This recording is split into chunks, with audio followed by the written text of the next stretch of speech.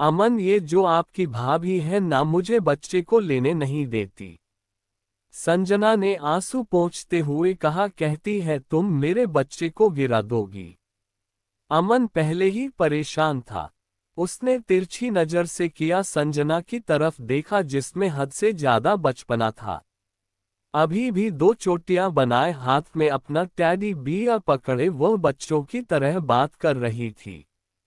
अमन को वैसे भी अपने पिता पर गुस्सा था, जिन्होंने 11 साल छोटी लड़की से उसकी शादी करवा के उसे एक मुश्किल में डाल दिया था।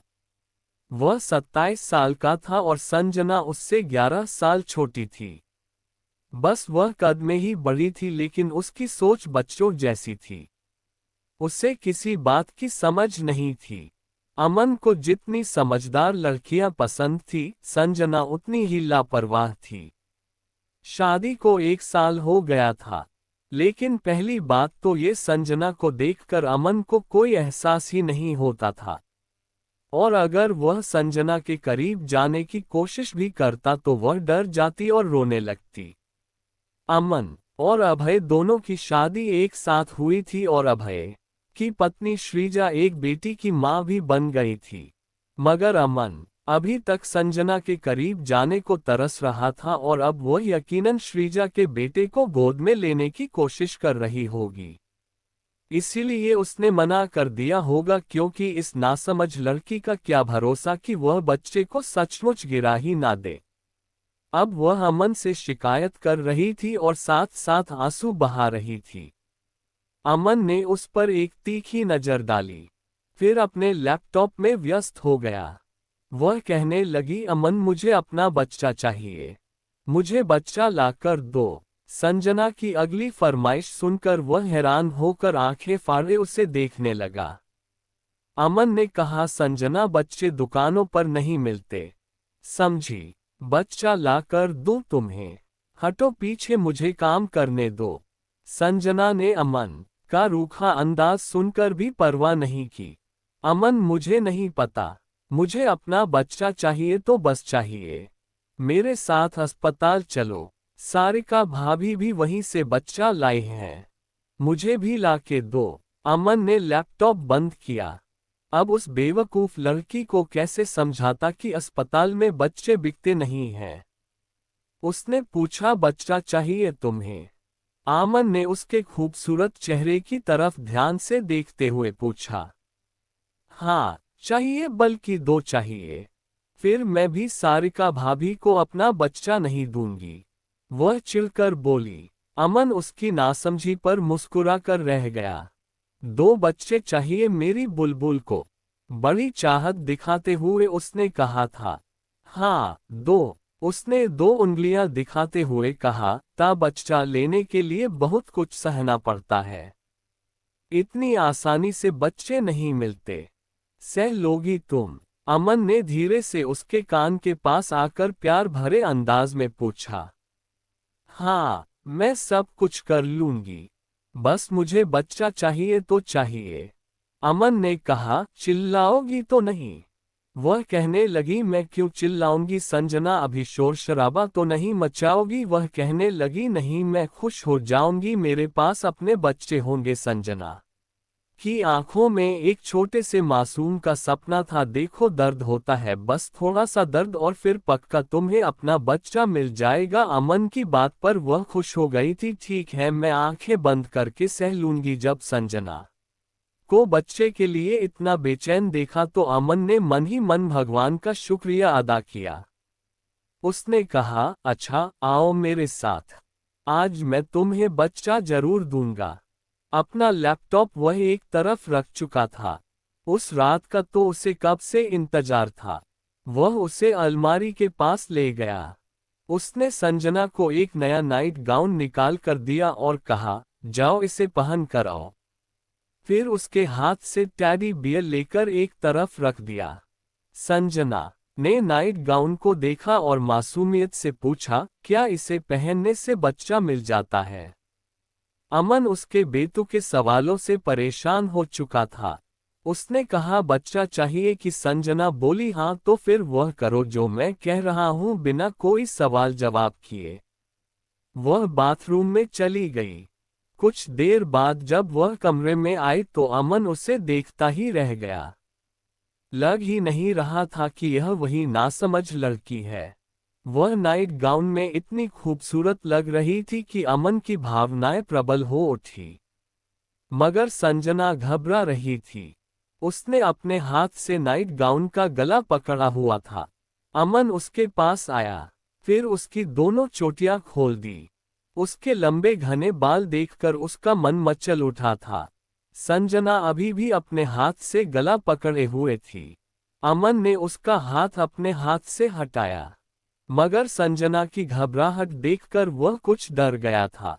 कहीं वह फिर से मना ना कर दे या रोना शुरू ना कर दे।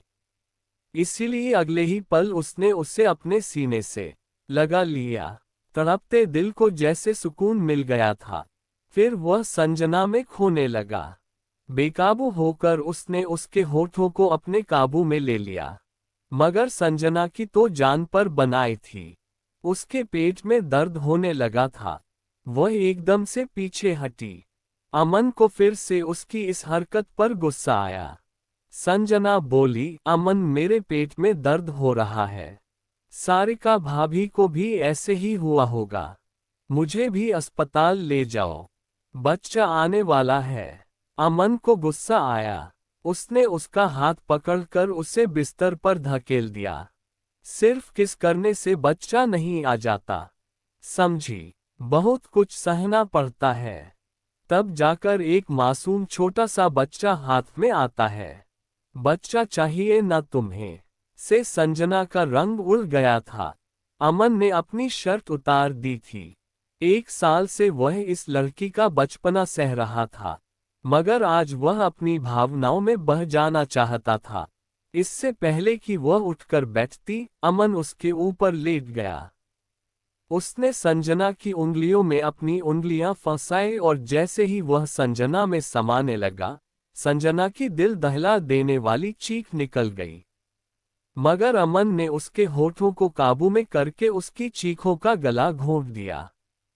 पर उसे यह नहीं पता था कि वह पागल लड़की संजना के पिता के दोस्त की बेटी थी। वह इकलौती थी और शुरू से ही बहुत भोली और लापरवाह थी। संजना को बच्चों से बहुत प्यार था। गली में छोटे बच्चों को खेलते देखती तो उन्हें पकड़ पकड़ कर अपने घर ले आती और उनके साथ खेलने लगती। उसकी माँ उस पर हमेशा चिल्लाती रहती थी, संजना मैं तुम्हारी इस आदत से बहुत परेशान हूँ। मोहल्ले के बच्चों को अपने घर ले आती हो और उनके माता पिता हमारा दरवाजा खटखटाकर कहते हैं कि पता नहीं हमारे बच्चे कहाँ चले जाते हैं। आपकी बेटी बिना बताए हमारे बच्चे को अपने घर ले आती है। तुम्हें चाहिए क्या? से संजना ने बड़ी मासूमियत से कहा, माँ मुझे बच्चा चाहिए। उसकी माँ की आंखें हैरानी से फैल गई। वो कहने लगी, क्या तुम पागल हो गई हो? संजना बोली, यह जो दीपा मौसी है ना, वह भी आपकी ही उम्र की है और अभी 5 साल पहले भगवान से बच्चा लेकर आई है। माँ तुम भी अस्पताल चलो, मुझे भी एक छोटा सा बच्चा ला दो। उसकी माँ ने उसे गुस्से से देखा और कहा, हे भगवान मैं तो तुमसे परेशान हो गई हूँ। क्या तुम्हारा दिमाग खराब हो गया है? अरे ऐसे अस्पताल जाकर बच्चे नहीं मिलते। संजना ने अपना सिर खुजलाते हुए सोचा, माँ ऐसे ही तो मिलते हैं। मैंने दीपा मौसी से पूछा था, उन्होंने कहा था कि अस्पताल जाओ, तुम्हें बच्चा मिल जाएगा। माँ प्लीज अस्पताल चलो, मुझे बच्चा लाकर दो ना।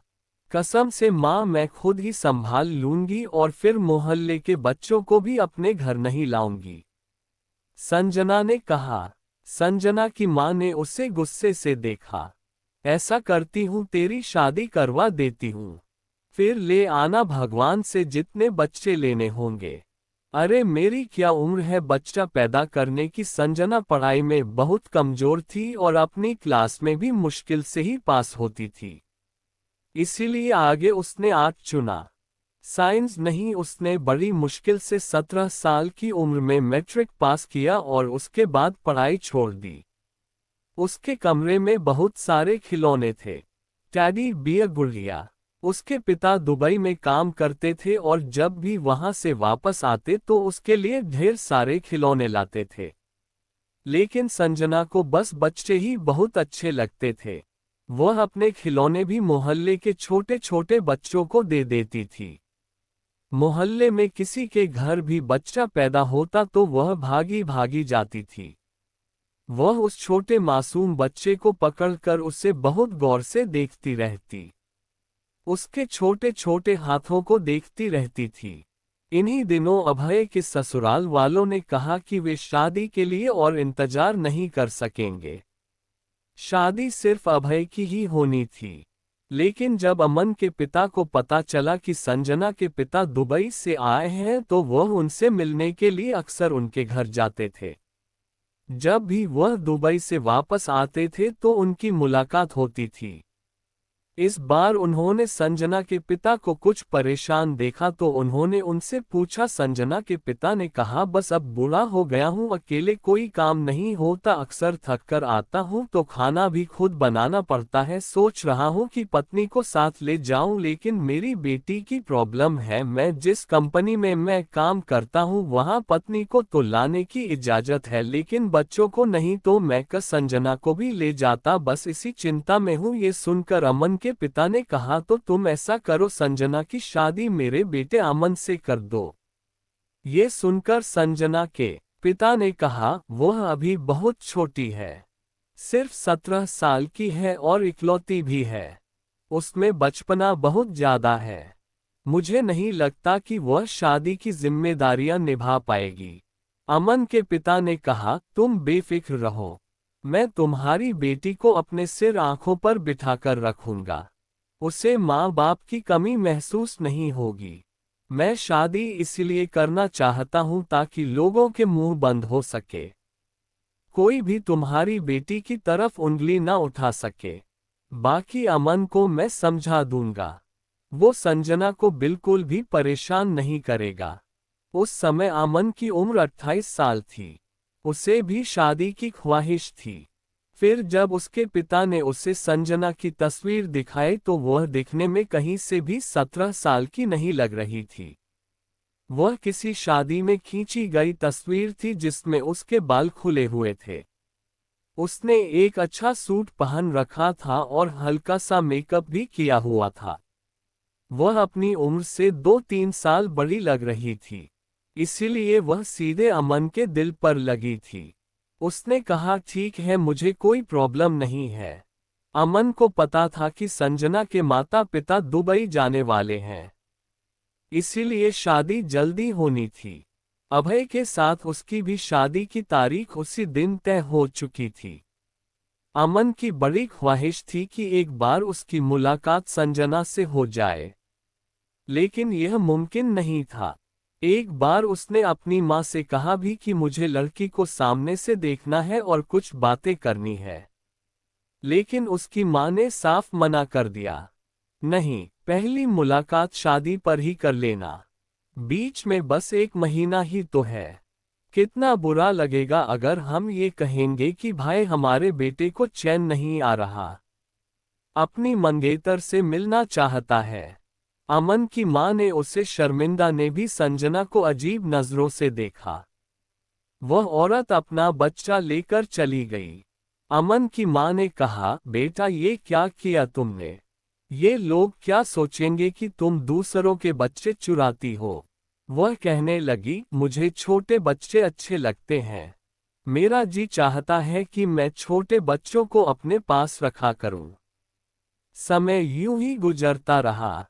अमन ने संजना के साथ अपनी दूरियां खत्म करने की बहुत कोशिश की, लेकिन जब भी वह उसके करीब जाने की कोशिश करता, संजना रोने लगती या चीखने लगती। परेशान होकर वह पीछे हट जाता था। लेकिन जब सारिका प्रेग्नेंट हुई तो अमन को लगा अगर संजना ने उसका साथ दिया होता तो यकीनन वह भी पिता बनने की खुशी महसूस कर सकता था। अभय ने पूरे मोहल्ले में मिठाई बांटी थी। वह बहुत खुश था और सारिका का बहुत ख्याल रख रहा था और सारिका भी इतरा रही थी। अमन ने खुद को व्यस्त कर लिया था। अब वह संजना को कुछ नहीं कहता। घर आता, खाना खाता और लैपटॉप लेकर बैठ जाता। लेकिन जब सारिका को बेटा हुआ तो संजना की खुशी देखने लायक थी। उसे तो लगा जैसे भगवान ने उसे एक खिलौना दे दिया है। अब तो वह उसी के साथ खेलेगी और बातें करेगी। लेकिन जैसे ही सारिका घर आए और संजना ने उसके बेटे को गोद में लिया तो उसने कहा, रखो, यह मेरा बच्चा है। इधर दो मुझे, तुम गिरा दोगी। तुम्हें अक्ल तो है नहीं। हर चीज को अपना टैडी और खिलौना समझ लेती हो। खबरदार जो मेरे बेटे को हाथ भी लगाया। सारिका ने उसे बहुत बुरे तरीके से डांटा था। इसीलिए वह रोते हुए अमन के पास आई थी। वह लैपटॉप पर बिजी था। संजना ने कहा, मुझे बच्चा चाहिए। मुझे भी बच्चा चाहिए। ये सुनकर अमन का 1 साल का सब्र टूट गया। आज तो खुद संजना ने बच्चे की इच्छा जताई थी। उसे इस बात का अंदाजा 1 साल में हो चुका था कि संजना को बच्चे की कितनी चाहत थी, क्योंकि जहां भी वह बच्चा देखती, पागलों की तरह उसे गोद में लेने के लिए लपकती थी। कई बार वह उसे मॉल लेकर जाता और अगर उसे वहां छोटे बच्चे दिख जाते तो वह अपनी खरीदारी छोड़कर बच्चे की मां के पास चली जाती और कहती कि यह कितना प्यारा है। क्या मैं इसे 3 मिनट के लिए गोद में ले लूं? अमन कहता, तुम्हें बच्चों को देखकर क्या हो जाता है? संजना कहती, आपको नहीं पता, मुझे बच्चे बहुत अच्छे लगते हैं। खैर, आज तो जैसे अमन ने उसकी एक भी नहीं सुनी थी। उसने उसके कोमल होठों को अपने काबू में करके उसकी चीखों का गला घोट दिया था। पूरी रात वह अपनी मनमानी करता रहा। जब वह रोती और आंसू बहाती तो वह कहता, बच्चा चाहिए ना? मैं तुम्हें बच्चा ही तो दे रहा हूं। फिर तुम छोटे छोटे बच्चों की बातें करना। तुम्हारा बच्चा बहुत प्यारा होगा, बिल्कुल मेरी तरह। आंखें तुम्हारी तरह, छोटे छोटे हाथ, छोटी छोटी आंखें और मासूम सा वजूद। ये सुनकर संजना को अपनी आंखों के सामने एक बच्चे की कल्पना होने लगती। लेकिन जब अमन की शिद्दत सहनी पड़ती तो वह तड़प कर रह जाती। कभी वह उसे पीछे करने की कोशिश करती तो वह उसका हाथ पीछे कर देता। कभी उसके आंसू अपने होठों से साफ कर देता तो कभी उसके विरोध को अपने होठों से बंद कर देता। आज वह 1 साल बाद बड़ी सुकून भरी नींद सो रहा था। लेकिन संजना बेहद परेशान थी। पहली बार वह ऐसे रिश्ते से परिचित हुई थी। पहली बार उसने इस तकलीफ को सहा था। बच्चे की चाहत ना होती तो शायद आज उसे करीब ना आने देती। लेकिन उसे यह नहीं पता था कि बच्चा पाने के लिए इतनी ज्यादा तकलीफ सहनी पड़ती है। उसे तो ये तकलीफ भी बहुत लग रही थी।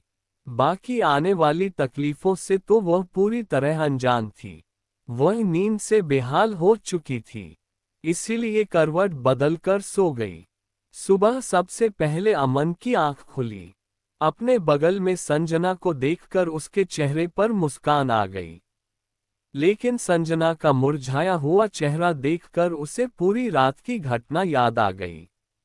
उसे संजना पर फिर से प्यार आया। उसका बिखरा हुआ अस्तित्व भी उसे बहुत अच्छा लग रहा था। जब अमन ने उसके माथे पर किस किया तो वह हड़बड़ा कर उठ बैठी। अमन को अपने पास देखकर वह तुरंत पीछे हटी। उसके चेहरे पर एक डर छाया हुआ था। अमन ने पूछा, क्या हुआ? वह रूठे लहजे में कहने लगी, हाथ मत लगाना। अमन ने कहा, देखो, जो कुछ हमारे बीच हुआ है ना, वह सब पति पत्नी के बीच में होता है। मैंने तुम्हारे साथ कुछ अलग नहीं किया। और खबरदार, अगर तुमने मम्मी या सारिका भाभी या किसी और से भी इस बात का जिक्र किया, ये बुरी बात होती है। ऐसी बातें किसी से नहीं करते। वह बहुत हैरानी से अमन को देख रही थी। कहने लगी, क्या सब लोग ऐसे ही करते हैं? क्या सब लोग अपनी पत्नी पर ऐसे ही जुल्म करते हैं? क्या अभय भाई ने भी सारिका भाभी के साथ ऐसा ही सब कुछ किया था? उन्हें भी इतना ही दर्द हुआ होगा ना? कितने बुरे हैं ना आप भी और आपके भाई भी। बस जजक्या की बचकानी बातें सुनकर अमन बस मुस्कुरा सकता था। उसने कहा सब ऐसा ही करते हैं और इसके बाद ही बच्चा आता है। समझी। संजना के दिल में डर बैठ चुका था। अमन उठकर बैठ गया। उसने अपने ऑफिस के कपड़े भी खुद निकाले। लेकिन संजना की कमर में वाकई बहुत दर्द था। जब वह नहाकर तैयार हुआ तो उसने संजना को नहाने का सारा तरीका समझाया और कमरे से बाहर निकल गया। संजना के लिए सब कुछ बिल्कुल अलग सा था। उठकर उसने नहा लिया और कपड़े बदले। फिर कमरे से बाहर आई तो उसकी सास नौकरानी से नाश्ते के लिए कह रही थी। उन्होंने संजना से कहा, बेटा तुम नाश्ता करो। संजना ने नाश्ता किया। सारिका अपने बेटे को पकड़े उससे बातें कर रही थी। संजना नील के पास आकर बैठ गई। सारिका के माथे पर शिकन पड़ गई। संजना कहने लगी, भाभी मैं इससे गिराऊंगी नहीं। मैं बैठे बैठे 5 मिनट के लिए पकड़ लूं। मुझे पता है कि आपने बड़ी तकलीफें बर्दाश्त करके बच्चा पाया है। आप डरती हैं ना कि अगर मैं इससे लेकर खड़ी हो जाऊंगी तो ये गिर जाएगा। सारिका कहने लगी, हाँ क्योंकि तुम बहुत लापरवाह हो। तुम्हें नहीं पता कि औलाद बहुत कीमती चीज है और औरत कितनी तकलीफें झेलकर इसे पाती है। ये वही जानती है। संजना कहने लगी, मैं भी जान गई हूँ। लाइए इससे मुझे दीजिए ना। मैं इससे बहुत आराम से पकड़ूंगी और सोफे से उठूंगी भी नहीं। सारिका ने बहुत सावधानी से अपना बेटा उसकी गोद में डाला। उसके हाथ, उसकी आंखें, उसकी मासूम हरकतें देखकर संजना अपनी तकलीफ जैसे भूल ही गई थी। वह उसका हाथ चूमने लगी और कहने लगी, कितना नर्म है, बिल्कुल टिश्यू पेपर की तरह। सारिका कहने लगी, हाँ बच्चे ऐसे ही होते हैं, नाजुक से। संजना कहने लगी, रात को उसके रोने की आवाज आ रही थी। सारिका कहने लगी, हाँ पूरी रात सोने नहीं देता, जागता रहता है। संजना कहने लगी, फिर तो आपको बहुत अच्छा लगता होगा ना भाभी, आप पूरी रात इसको लेकर बैठी रहती होंगी, देखती रहती होंगी। सारिका कहने लगी, मेरी तो आंखें नींद से बंद हो जाती है, मैं तो रात को पकड़ा देती हूँ कि अपना बच्चा संभालो, मुझे सोने दो। सारिका का लहजा काफी हद तक ठीक हो चुका था। कुछ देर बाद ही संजना ने सारिका को उसका बेटा वापस पकड़ा दिया। रात को जब अमन घर आया तो कहने लगा, तुम इस सादे से हुलिये में क्या कर रही हो? जाओ तैयार होकर आओ। ये सुनकर संजना का दिल किसी ने मुट्ठी में मसल दिया हो। वह कहने लगी, नहीं प्लीज आज नहीं। उसे इतना डरा हुआ देखकर अमन कहने लगा, मैं आज तुम्हें बाहर लेकर जाना चाहता हूँ। खाना होटल में खाएंगे, चलो तैयार हो जाओ। वो संजना का डर दूर करना चाहता था। संजना तैयार हो गई। वह उसे एक अच्छे और महंगे रेस्टोरेंट में ले गया। मेनू कार्ड भी उसी को थमाया। कहने लगा, तुम ऑर्डर करो। उसने खाना संजना की पसंद का ही मंगवाया था। फिर उसे एक सुनार की दुकान पर ले गया। कहने लगा, कुछ भी पसंद कर लो, मैं तुम्हें दे दूंगा। उसका लहजा प्यार से भरा हुआ था। संजना कहने लगी, मुझे बस बच्चा चाहिए।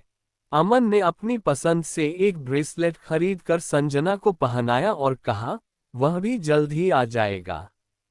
उस रात अमन ने संजना को कुछ नहीं कहा और ना ही वह उसके करीब आया। मगर धीरे धीरे अब वह संजना को अपने पास रखने लगा था। जब भी वह कमरे में आता उसे अपने साथ सुला लेता। अगर वह लैपटॉप पर काम करता तो उसे अपने साथ सोफे पर बैठा लेता। अपना हाथ फैलाकर उसे अपने करीब कर लेता और उसका सिर पकड़कर अपने कंधे पर रख लेता। संजना धीरे धीरे उसके स्पर्श से परिचित हो रही थी, लेकिन जब भी वह उसके करीब आता तो वह घबरा जाती। 1 महीने बाद संजना की तबीयत खराब हुई। उसे बहुत उल्टियां हो रही थी। अमन की माँ उसे अस्पताल ले गई। जब डॉक्टर ने ये खबर सुनाई कि वह प्रेग्नेंट है तो संजना बहुत खुश हुई। अमन की माँ ने उसका भी वैसा ही ख्याल रखा जैसा सारिका का रखा था। लेकिन संजना इस बात से अनजान थी। वह कुछ दिन बाद अमन से कहती, हमारा बच्चा दुनिया में कब आएगा? अमन कहता, बेबी इतनी जल्दी नहीं आता, इसमें समय लगता है। वह कहती, मुझसे अब और इंतजार नहीं हो रहा। बताओ मेरे जैसा होगा या आपके जैसा होगा? अमन कहता, तुम्हारे जैसा होगा, बहुत मासूम और बेवकूफ। वह कहती, मैं बेवकूफ नहीं हूँ। अमन हंसने लगता, लेकिन जैसे जैसे समय बीतने लगा उसका पेट दिखने लगा। उसे अपना आप अजीब लगने लगा था। अब तो उसके पैरों में सूजन आने लगी थी। रात को टांगों में बहुत दर्द होता तो वह रोने लगती। अमन उठकर बैठ जाता और पूछता, क्या हुआ है तुम्हें? वह कहने लगी, पैरों में बहुत दर्द है, बर्दाश्त नहीं हो रहा। अमन उठकर उसके पैर दबाने लगता। उसकी आंखें नींद से भरी होती, लेकिन वह उसके पैर दबाता रहता और कहता, तुम सो जाओ। धीरे धीरे संजना के दिल में भी अमन के लिए प्यार जागने लगा था। वह उसका बहुत ख्याल रखता था और अपनी नींद की परवाह नहीं करता था। सिर्फ उसकी नहीं, अमन की जिंदगी भी बदल गई थी। अब उनके कमरे में छोटे छोटे बच्चों की तस्वीरें लगने लगी थी। जब 7वां महीना शुरू हुआ तब अमन ने उसे बच्चे की सारी खरीदारी करवाई। वह जिन कपड़ों पर हाथ रखती वह खरीद कर देता, जिन खिलौनों पर हाथ रखती वह खिलौने ले देता। लेकिन 9 महीने बीतने के बाद संजना की हालत बदल चुकी थी। अपना आप उसे बहुत अजीब लगता था। करवट लेना तक मुश्किल था। अब उसे पता चल रहा था कि बच्चा क्या होता है। बच्चा अस्पताल जाकर ही नहीं मिल, अपना आप उसे बहुत अजीब लगता था। करवट लेना तक मुश्किल था। अब उसे पता चल रहा था कि बच्चा क्या होता है। बच्चा अस्पताल जाकर ही नहीं मिल जाया करता। औलाद की नेमत क्या होती है, शायद औरत को तब पता चलता है जब वह इन पड़ावों से गुजरती है। बच्चा पैदा होने से पहले ही माँ को अपने बच्चे से प्यार हो जाता है, क्योंकि वह उसकी हर हरकत को अपने शरीर में महसूस करती है और इन सब पड़ावों से क्यारा गुजर रही थी। औलाद पैदा होने से पहले ही औरत की कुर्बानियां शुरू हो जाती हैं। खाना वह खाना पड़ता है जिसकी बच्चे को इच्छा होती है। नींद से भरी हुई भी हो तो बच्चे की हरकत पर उठना पड़ता है। 9 महीने बाद जब प्रसव का दर्द उठा तो संजना को लगा कि बस अब वह मर जाएगी। अमन की भी जान निकल रही थी। उसकी दर्द भरी चीखें सुनकर वह बुरी तरह से घबरा गया था। जल्दी से अपनी माँ को कमरे में लेकर आया। अमन की माँ और सारिका उसे सहारा देकर गाड़ी तक ले गई और अमन की माँ पिछली सीट पर बैठ गई। गाड़ी चलाते समय अमन बार बार उसका हाथ पकड़ रहा था और कह रहा था, कुछ नहीं होगा, सब कुछ ठीक हो जाएगा। संजना कहने लगी, नहीं मैं मर जाऊंगी। आपको नहीं पता मुझे कितना दर्द हो रहा है। मुझे लग रहा है आज मैं मर जाऊंगी।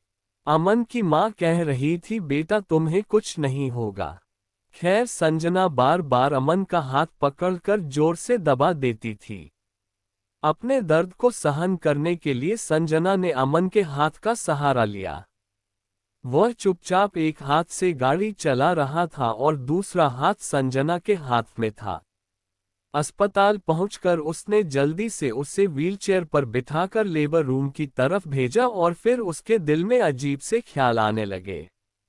वो अपने बच्चे और क्या संजना की सलामती के लिए दुआएं मांग रहा था। लेकिन जब डॉक्टर बाहर आए और उनके चेहरे पर उदासी देखी तो अमन की जान निकल गई। वो तुरंत उनके पास आया और पूछा, मेरी बीवी और बच्चा तो ठीक है ना? डॉक्टर ने कहा, आपको बेटा हुआ है और वह बिल्कुल ठीक है। लेकिन संजना ये सुनकर उसकी जान निकल गई। उसने कहा, क्या हुआ मेरी बीवी को? डॉक्टर ने कहा, पता नहीं, ऑपरेशन के समय वह बेहोश हो गई थी लेकिन अभी तक उसे होश नहीं आया है। हालांकि आमतौर पर औरतें होश में आ जाती हैं। फिर एक नर्स एक छोटा सा बच्चा लेकर आए और अमन की गोद में डाल दिया। उसके आंसू बहने लगे कि संजना को बच्चे का कितना शौक था और अब वह होश में नहीं आई थी।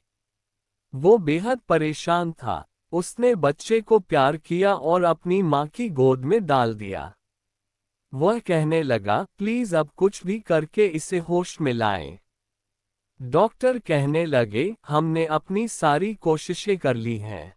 हमें तो ये डर है कि कहीं वह कोमा में ना चली जाए। पूरी रात बीत चुकी थी और सुबह हो चुकी थी। बच्चे को अमन की मां ने ही दूध पिलाया था।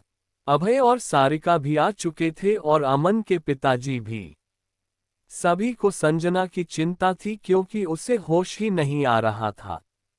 उसे एक कमरे में शिफ्ट कर दिया गया। डॉक्टर ने कहा, हमें लगता है कि यह कोमा में जा चुकी है।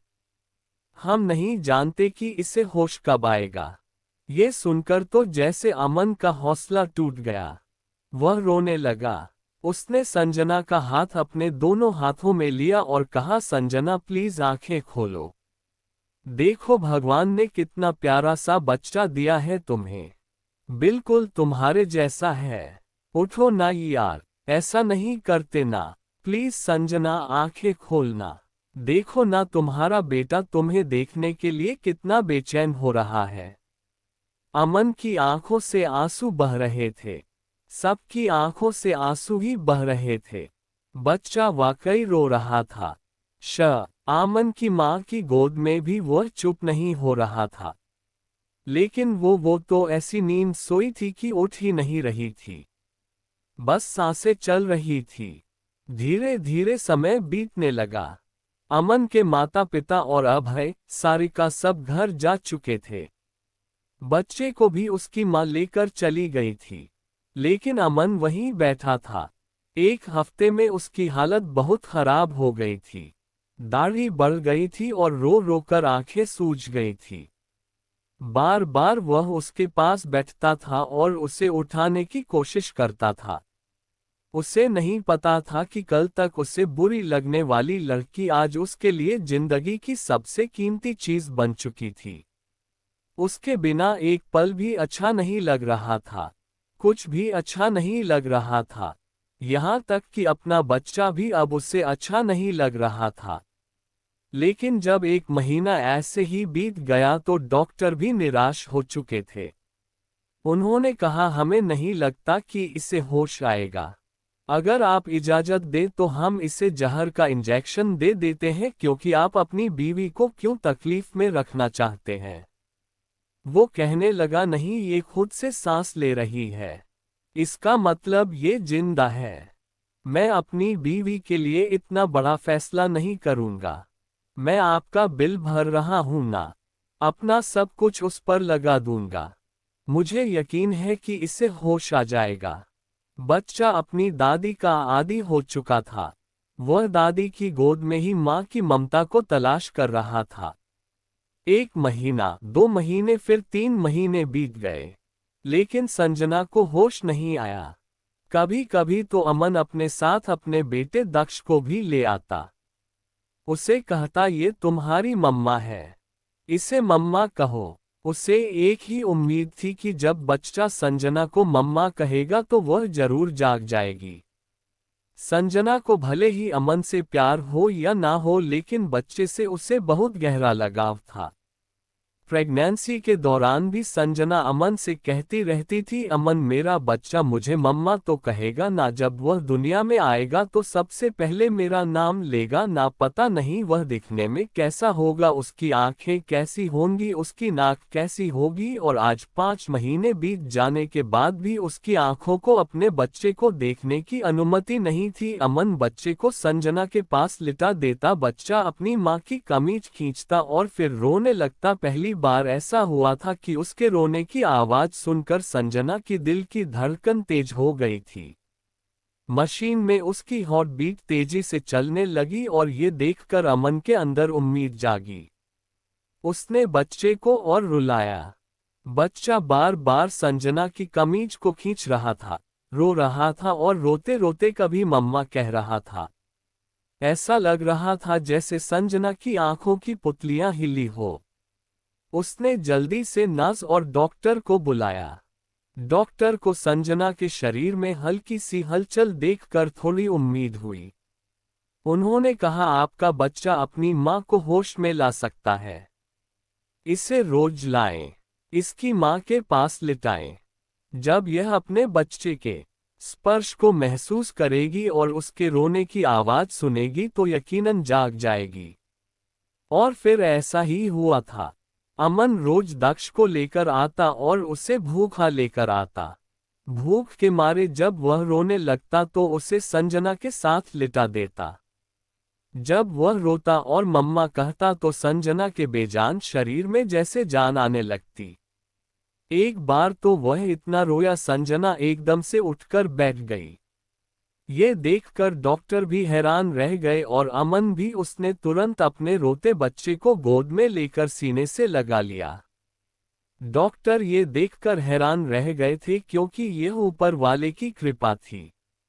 वरना कोमा के मरीज कई साल तक कोमा में ही रहते हैं और लोग तो उम्मीद ही छोड़ देते हैं। लेकिन शायद ये संजना का अपने बच्चे के लिए प्यार था कि वह होश में आ चुकी थी। वह बच्चे को सीने से लगाए रो रही थी। उसे तो यही लगा कि शायद अभी ऑपरेशन हुआ है और कुछ घंटों बाद ही उसे होश आया है। लेकिन जब उसे पता चला कि वह पिछले 5 महीनों से बेहोश थी तो उसे यकीन ही नहीं हो रहा था। वह अपने बच्चे को सीने से लगाए रो रही थी और चूम रही थी। अमन उसे देख रहा था। कुछ दिनों में वह ठीक होकर घर आ गई। अमन उसका और भी ज्यादा ख्याल रखने लगा था। वह उसे अपने साथ लगाकर सोता था। उसे एक अजीब सा डर लगने लगा था कि कहीं अमन उसे छोड़कर ना चली जाए। जब बेटा 4 साल का हो गया तब संजना ने ही कहा, आपको नहीं लगता कि दक्ष का कोई और भी भाई बहन होना चाहिए? अमन ने कहा, नहीं, मैं ऐसा नहीं चाहता। वो हैरान हुई और कहने लगी, ऐसा क्यों? अमन ने कहा, मेरा बहुत बुरा तजुर्बा रहा है कसम से। मुझे लगता था कि मेरी भी जान निकल जाएगी। इतना कहकर वह संजना को अपने सीने से लगाकर रो पड़ा। उसने कहा, मैं तुम्हें नहीं खोना चाहता, बस एक बच्चा ही काफी है।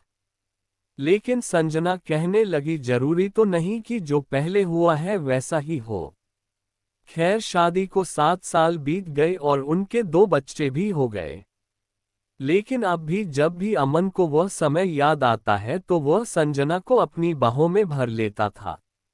वो कहती रह जाती, मुझे सोने दो, क्यों परेशान कर रहे हो? वो कहता, सो जाओ, बस मेरे करीब रहा करो। जब तुम दूर होती हो तो मेरी जान निकलने लगती है। संजना कहती, अमन आप कभी कभी बिल्कुल बच्चों जैसी हरकतें करते हैं। हटिए मुझसे पीछे। अगर दक्ष की आंख खुल गई तो क्या सोचेगा दक्ष, जो अब 6 साल का हो चुका था। जब भी अपने पिता के हाथ में अपनी मां का हाथ देखता तो अपनी मां का हाथ अमन के हाथ से हटाकर अपने हाथ में पकड़ लेता और कहता, यह मेरी मम्मा है, पापा आप इन्हें हाथ मत लगाए। वह गुस्से से अमन को घूरता था। देर से आकर हक जता रहे हो, बताऊं तुम्हें? मगर जब से यश पैदा हुआ था उसने दक्ष की जगह ले ली थी। दक्ष अब अमन के साथ सोता था, मगर जब दोनों बच्चे सो जाते तो अमन बच्चों को एक तरफ लिटाकर अमन को अपने सीने से लगाकर आंखें बंद कर लेता। कभी कभी तो वह परेशान हो जाती, मगर अमन की मनमानी के आगे हमेशा खुद को बेबस महसूस करती थी। उसके प्यार के आगे हार जाती थी। शायद हर औरत अपने पति के प्यार के सामने बेबस हो जाती है और अपना आराम तक भूल जाती है। दोस्तों, उम्मीद है कि आपको हमारी कहानी पसंद आई होगी। अगर कहानी पसंद आई तो वीडियो को लाइक करें। अगर आप चैनल पर नए हैं तो सब्सक्राइब जरूर करें और हाँ, अगली अपडेट सबसे पहले पाने के लिए नोटिफिकेशन बेल जरूर दबाएं।